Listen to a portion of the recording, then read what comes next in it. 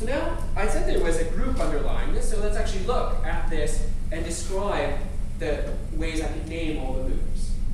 So I'm going to pick a naming convention. I say there are two.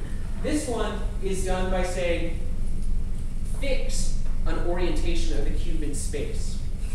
Never move the cube itself. We'll just rotate the faces and such. So from this point on, the white face you should imagine is always facing forward.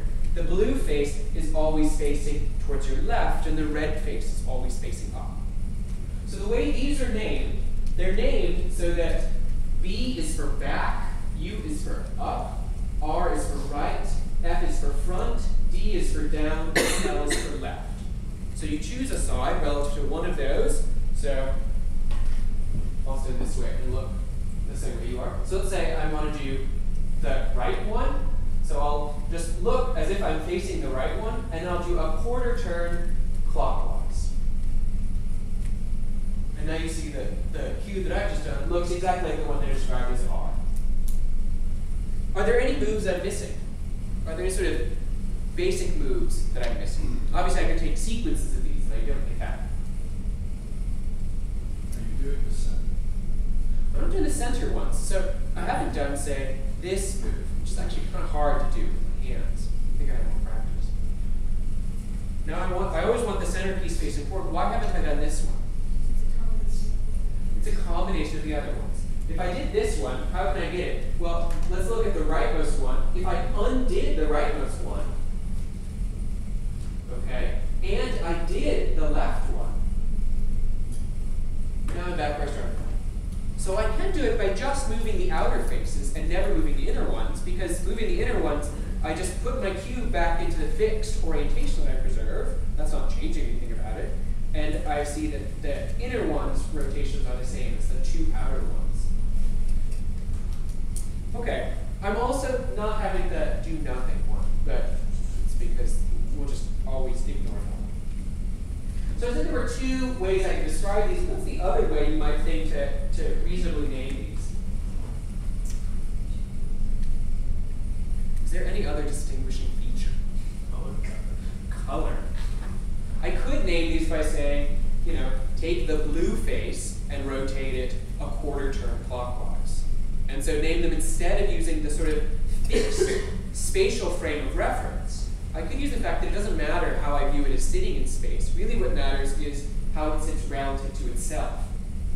And those, the white center cube, the orange center cube, the yellow center cube, the red and the green and the blue form sort of a fixed reference system. I can't change their orders relative to each other. If you actually were to disassemble this, you'd see that they sort of, that those actually lock into the center in a way that the others don't really. So you think of them as being unmoving. Okay, so now there's a key point in this. And that is, there's a big difference between this puzzle and the group that I'm describing. What is it? Say the puzzle's not the group. What is the group?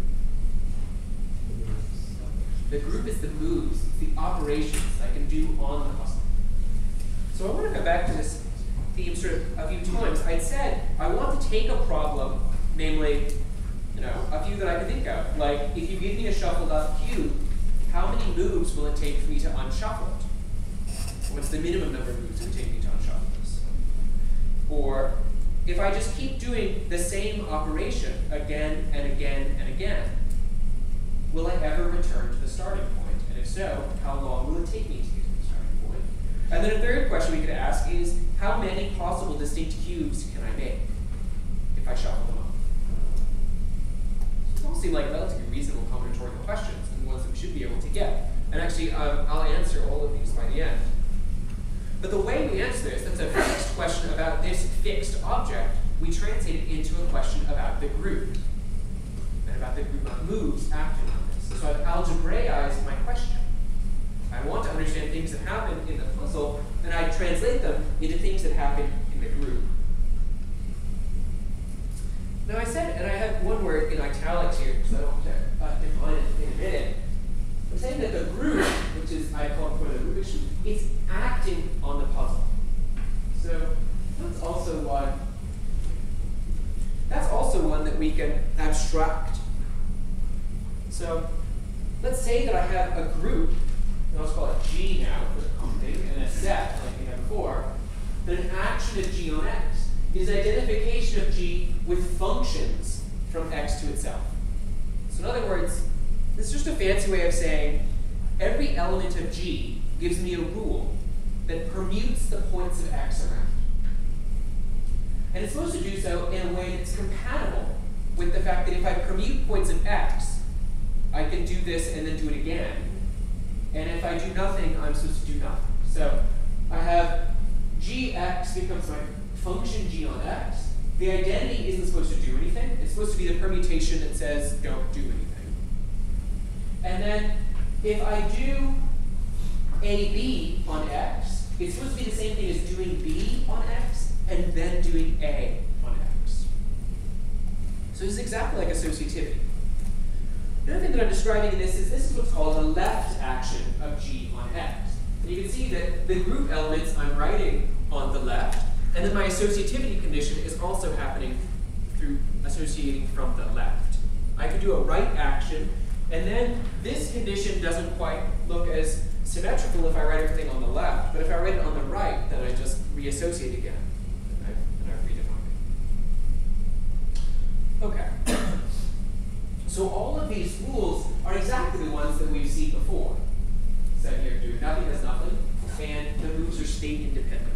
So there's a lot of redundancy in what we're doing. And it's just taking very simple and easy to describe concepts that we understand through our intuition, and then realizing that they're actually just incarnations of a much more general thing. In this case, an arbitrary group acting on an arbitrary set. Okay.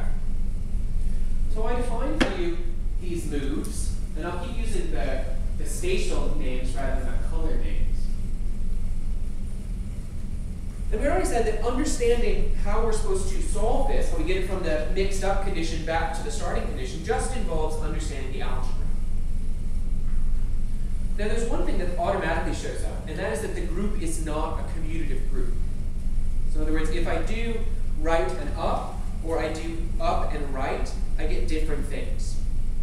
You can check. I don't know which is which, but it's not hard to check. Well, if I do right and up, then I get that one, and I'll undo it.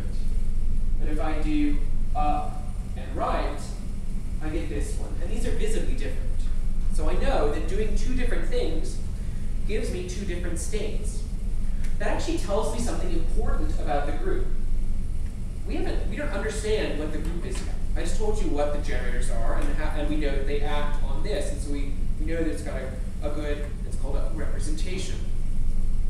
We've learned, though, automatically that the group is not commutative, because in this model for how the group acts on it, I get two different things if I do my two generators in two different orders.